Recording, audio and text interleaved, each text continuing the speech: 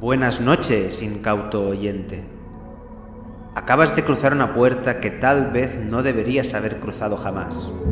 No obstante, sé bienvenido a los oscuros y primigenios parajes literarios de Nuevos Mitos de Cthulhu.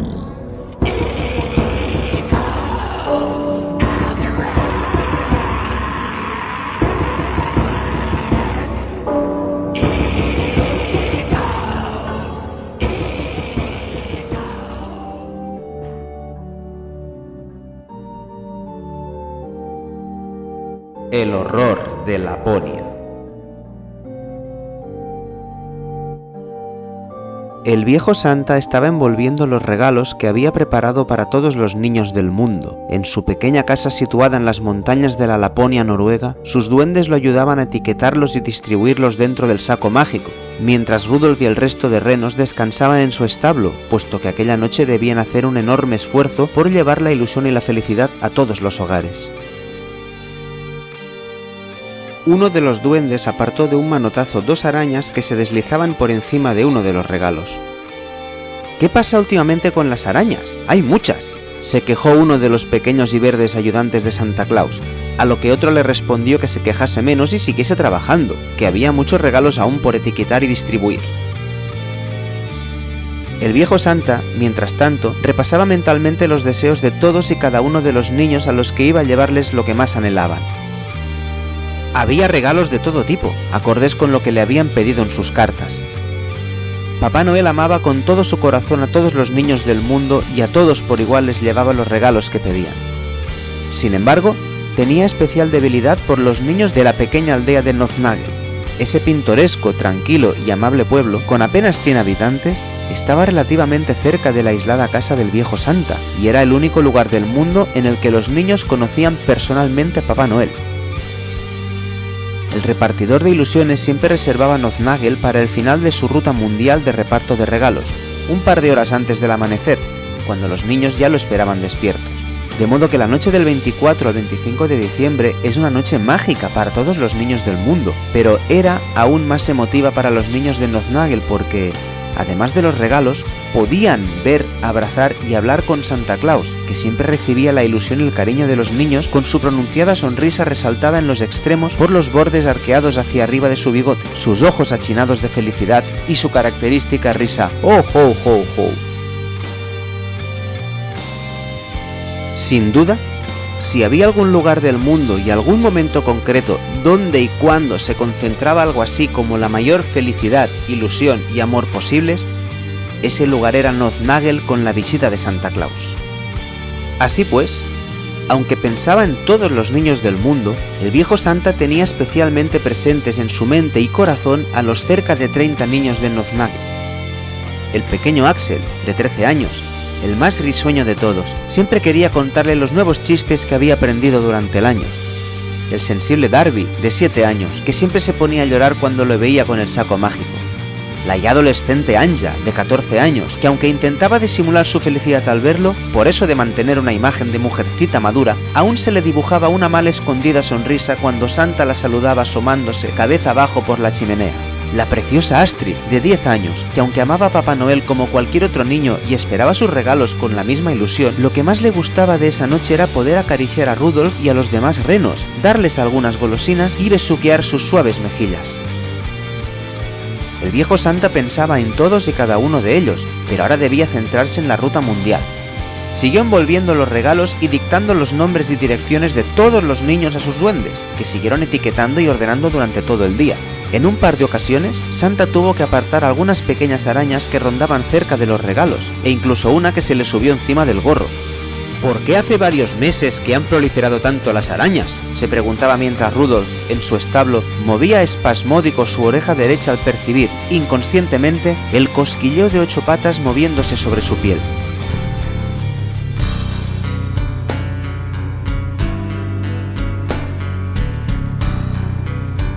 Llegó la gran noche. Todo estaba a punto. El viejo Santa cargó el saco mágico en el carro, se despidió de sus duendes verdes tras agradecerles toda su ayuda en los preparativos y les prometió un gran banquete de celebración para la comida de Navidad. Los duendes se despidieron de Santa con una sonrisa y una respetuosa reverencia. Uno de ellos, cuando su mirada apuntaba al suelo, vio una araña paseando delante de él. Santa Claus realizó su travesía de ilusiones y sueños como cada año. Con diligencia, llegó a todos los hogares del mundo, donde entraba por las chimeneas y, con sumo cuidado, colocó todos los regalos alrededor de los árboles de Navidad, introdujo golosinas dentro de los calcetines colgados de las paredes y, tras esperar a que el fiel Rudolf y sus hermanos renos hubiesen comido y bebido lo que muchas familias dejaban para ellos, seguía con su recorrido, con su distribución de regalos, ilusión, amor y esperanza. Como era habitual, no fue visto por ninguno de los niños del mundo, ni tampoco por los adultos. Tan solo se dejó ver por una anciana de Inglaterra que vivía sola, sin familia, y habló con ella durante un rato, sabiendo que ella necesitaba la compañía de alguien y que, al saber que él existía y no era solo un cuento para niños, tal vez recuperase algo de esperanza e ilusión en la vida. También se dejó ver unos segundos por un niño de Frankfurt que, enfermo de cáncer desde hacía 2 años, ya había abandonado su lucha contra la enfermedad y se había resignado a morir. Santa pensó que si el niño lo veía, podría recuperar algo de fe y esperanza y, tal vez, reanudaría su lucha, y quién sabe, quizás se salvase. El viejo Santa era así, bondadoso, esforzado, atento y solidario. Era el portador de la ilusión, el paladín de la magia y el conservador de la esperanza. No se trataba tan solo de llevar regalos materiales. Sí, así era Santa Claus, y lo habría seguido siendo de no haberse encontrado con ella, la depredadora de mundos, el horror arácnido de la primigenia oscuridad cósmica, la siniestra visitante del espacio que llegó a la Tierra en tiempos prehistóricos y ha azotado secretamente a la humanidad con su extrema agresividad, la letal depredadora.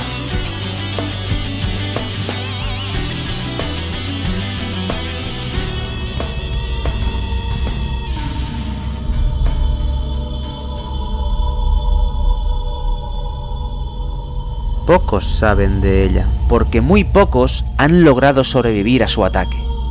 Oculta e indetectable como un virus asintomático, la reina araña acecha en la oscuridad, mora en las entrañas de la tierra, siempre buscando presas, deslizándose entre valles, montañas y continentes, vomitando su horror, aunque ella es el mayor horror. Sus siniestros retoños llevan milenios formando parte de la fauna terrestre, y la ciencia los tiene perfectamente identificados y clasificados. En el inmenso laberinto de la taxonomía biológica hay una especie que no pertenece a nuestro mundo. Una especie invasora, destinada a dominar todo cuanto se erige sobre la geosfera, que acabará cubierta por sus moradas pegajosas, las cuales son tejidas, destejidas y vueltas a tejer. Siempre más grandes, siempre más fuertes, siempre más dominantes. Bajo la apariencia de una conducta perfectamente integrada en el ecosistema terrestre, miles de millones de horrores de 8 patas, con su dominación latente, se mueven entre bosques, desiertos, selvas, sabanas y ciudades. Un horror colectivo que acabará convirtiendo el planeta azul en un infierno de seda. Sin embargo, tal funesto y fatal destino no será sufrido por quienes hoy existen. Es la gran suerte de las generaciones actuales, pero algunos de los individuos de cada generación han tenido y seguirán teniendo la desgracia de cruzarse con esa entidad que vomita sus arácnidos retoños. Algunos la verán y ella los verá. Y morirán. Y uno de ellos, por una cuestión de simple azar, será el viejo Santa.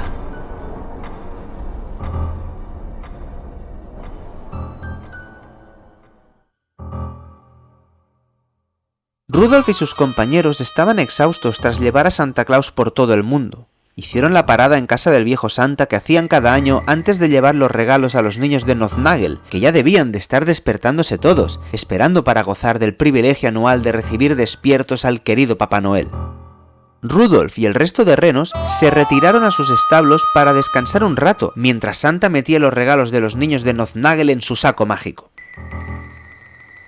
Tuvo que apartar algunas arañas que se paseaban por encima de los regalos, y mientras los guardaba, vio cómo había otras encima de la mesa, subiendo las paredes y reptando por el techo. «Esto no es normal, parece una plaga». Al cabo de media hora, Santa Claus hizo un silbido para que Rudolf y los demás renos acudiesen al carro para ir hacia Nothnagel. El viejo Santa fue hasta su transporte y depositó el saco mágico. «Qué raro, ¿por qué no viene Rudolf?» Klaus sintió una especie de escalofrío recorriendo su espina dorsal, como si hubiese algún elemento perturbador, pero aún invisible, acechando en los alrededores. Podía sentir un hálito de horror inundando las proximidades. Al ver que Rudolf no aparecía, empezó a andar hacia el establo y entonces vio algo que no debía estar ahí. Un inmenso agujero de unos 20 metros de diámetro se abría en la tierra helada justo a medio camino del cobertizo. No era un agujero perfecto, sino con sus bordes escarpados y gran cantidad de piedra y hielo, partidos y destrozados, distribuidos caóticamente. Parecía como si algo hubiese excavado ese hoyo. Aunque todo indicaba que no era una excavación, puesto que los indicios señalaban que lo que fuera eso no había penetrado en la tierra, sino que había emergido de ella. Algo procedente de las profundidades de la tierra se había abierto paso hasta la superficie, y ese algo se reflejó en su retina justo al darse la vuelta en dirección hacia los establos. Encima de las cabañas, con el techo astillado por el enorme peso que estaba soportando, había una enorme araña negra de unos 10 metros de altura, con un ciclópeo abdomen del que surgían varios tentáculos de gran longitud. Por la superficie del abdomen se abrían muchas bocas con pavorosos dientes, algunas dentellando agresivamente como si tuviesen un hambre voraz e intentasen devorar cualquier cosa que se les pudiese poner delante, y otras baboseando asquerosamente mientras de su interior surgían pequeñas arañas en un siniestro vómito. Santa Claus vio, horrorizado, cómo los temibles colmillos de la enorme araña arrancaban las entrañas de Rudolf y eran devoradas por la monstruosa bestia, mientras los demás renos esperaban ese mismo destino, atrapados por los tentáculos del monstruo, aún con vida, pero con todas sus extremidades rotas por la temible fuerza de aquel artrópodo gigante. El viejo Santa no pudo evitar emitir un grito de espanto y horror, cuya consecuencia fue que los ojos rojos y malignos de la horripilante araña se levantaron y se enfocaron en el aterrorizado hombre. No fue necesario, para enloquecer de horror, que Santa Claus viese el dantesco espectáculo en el interior del establo, donde estaban atrapados en espesas telas de araña los duendecitos verdes, conscientes de no tener escapatoria y de la cruel muerte que les aguardaba bajo las monstruosas patas de ese arácnido primigenio. Decenas de arañas correteaban por encima de los prisioneros, añadiendo aún más terror y repugnancia a sus últimos instantes de vida. La sola visión de ese horror predatorio bastaba para hacer estallar su cordura. Santa Claus cayó de rodillas, incapaz de intentar siquiera una desesperada huida y, comprendiendo que su hora había llegado, pensó en todos los niños de Nothnagel que estaban esperándolo. Mientras pensaba en ello, un tentáculo con protuberancias en las puntas cayó encima de su cabeza y clavó sus pequeñas extensiones puntiagudas en la cabeza del asustado viejo. En ese momento, y mientras el cuerpo de Santa se elevaba varios metros sostenido por los puñales biológicos de los tentáculos protuberantes clavados en su cráneo, las neuronas del viejo establecieron sinapsis con las neuronas de la monstruosa araña y vio sus recuerdos y deseos.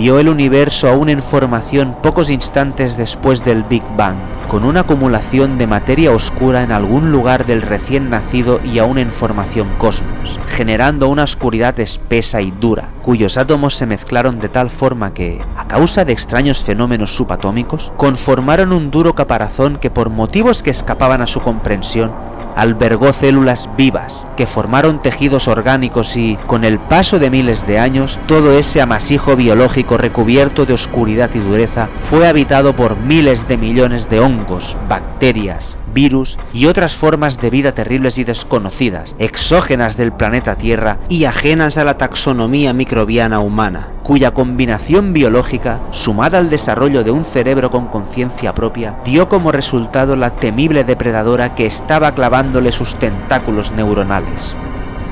Vio sus viajes en asteroides y meteoritos a lo largo del universo durante incontables eones. Vio cómo dejaba sus vástagos arácnidos en innumerables planetas y cómo todos ellos, en lapsos de tiempo muy largos pero siempre finitos, acababan siendo cubiertos por una tela de araña enorme que conformaba una atmósfera o se fusionaba con la que existiese previamente y poblada por cientos de miles de trillones de arácnidos que señoreaban todos los mundos hollados por su impía progenitora. Vio su descenso de los cielos prehistóricos en un meteorito y su acecho milenario a los seres humanos. También sintió el hambre, un hambre voraz, incontrolable y agresivo. Un hambre incompatible con la saciedad cuyo único impulso y finalidad es la predación de todo cuanto haya en el mundo. En su mundo. En todos y cada uno de los mundos azotados por ella.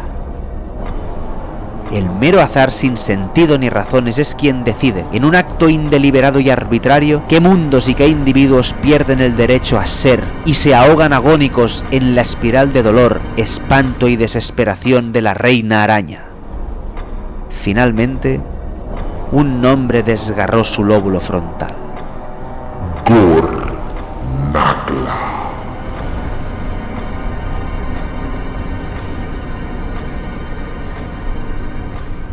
Pero el horror estaba a punto de extenderse.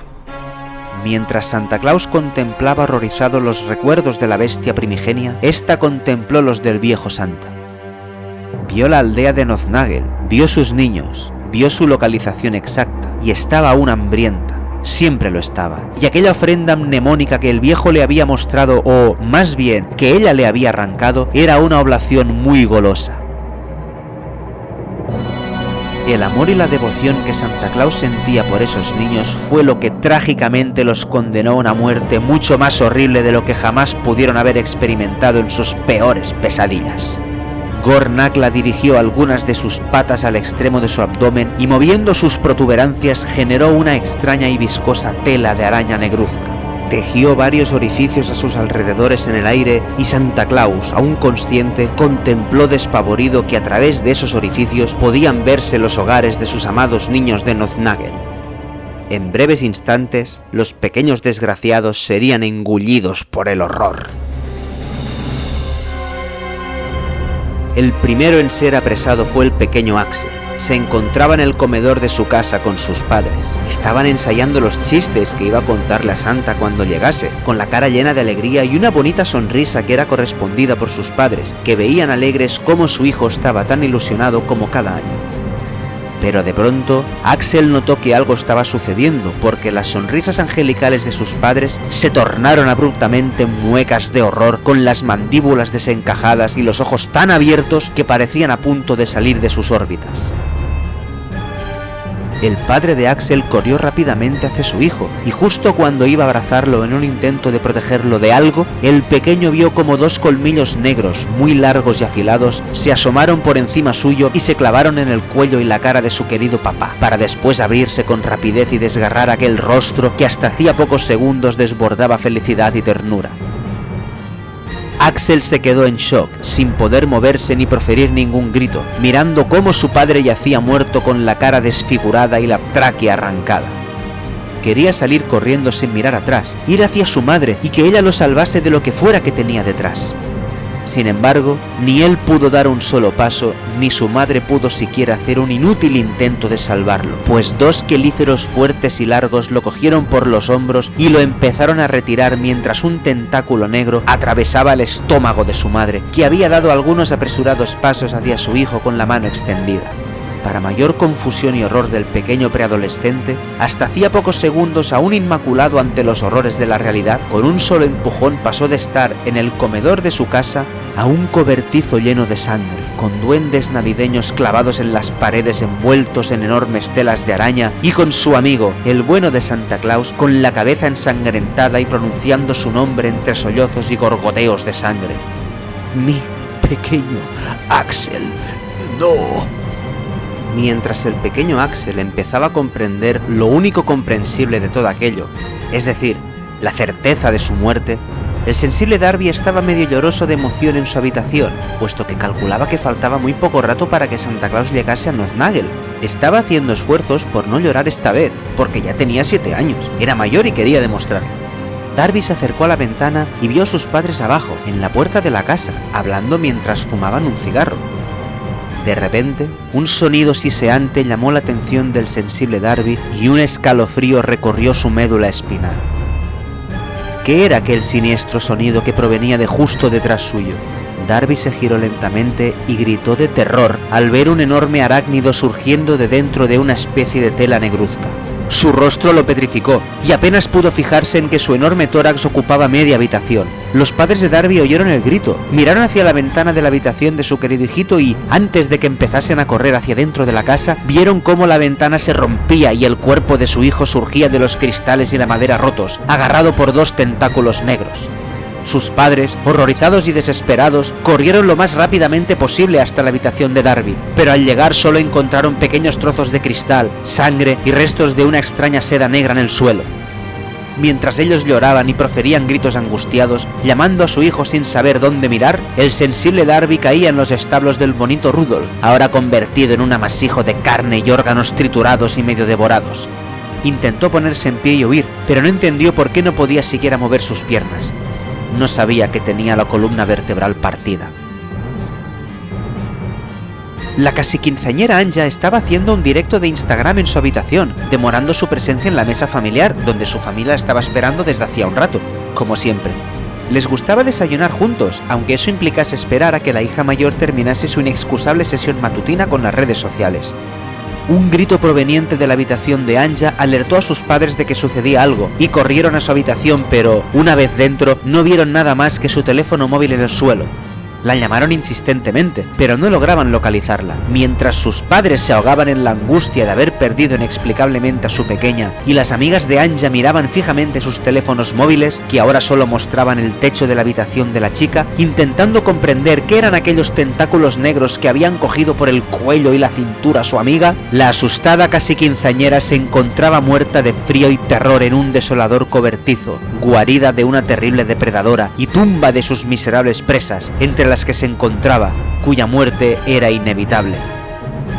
El funesto destino de todos ellos estaba a punto de llegar, pero antes, la cruel Gornakla hizo una última incursión a Noznagel, asomando su horrendo rostro por el techo del salón de la preciosa Astrid, que estaba en la falda de su abuelita, abrazándola y llenando su cara de viejita encantadora de cariñosísimos besos. La felicidad, la ternura y el amor desbordaban aquel salón, pero todo eso terminó cuando unas repugnantes patas negras agarraron a la preciosa Astrid por los hombros y la arrancaron del cálido regazo de su abuela, que gritó y miró hacia arriba, sufriendo un ataque al corazón al ver aquellos 8 ojos rojos clavados en su nieta, apresada por una bestia gigantesca que había surgido de la nada y se la llevaba hacia esa misma nada. La abuela agarró su crucifijo que llevaba siempre colgando del cuello y pidió ayuda a Dios. «Por favor, Dios, no dejes que esa cosa se lleve a mi nieta». Pero no hay Dios. La abuela, que repentinamente entendió esa terrible verdad, ¿cómo podría Dios permitir la existencia de aquel monstruoso ser y, sobre todo, permitir que se llevase a la preciosa Astrid? Murió de ese violento infarto mientras la preciosa Astrid caía en el suelo del establo de Santa Claus, entre cuyas paredes acabarían sus cortos 10 años de vida. Los niños ya no estaban en la calidez y seguridad de sus hogares, sino en un cobertizo en medio de una montaña helada y ante un horrendo monstruo que les rompía todos sus huesos y reventaba sus órganos con su inmisericordioso brazo tentacular. Sin embargo, no fue con las roturas óseas ni con las hemorragias internas que los niños de Santa Claus encontraron la muerte, sino sufriendo los dolorosos aguijonazos de Gornakla y sintiendo el paralizante veneno correr por sus venas mientras los monstruosos quelíceros les abrían el estómago y la reina araña devoraba sus entrañas.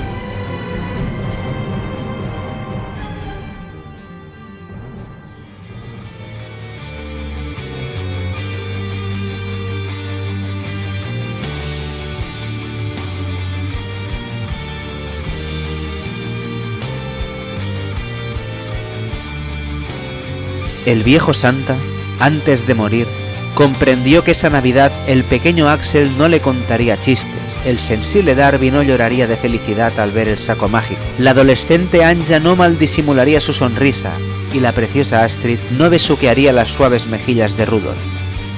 Todos acabaron aplastados, mutilados, destripados y devorados por el horror de Laponia, la depredadora de mundos Gorr Nakla, el horror que en tiempos prehistóricos cayó del cielo.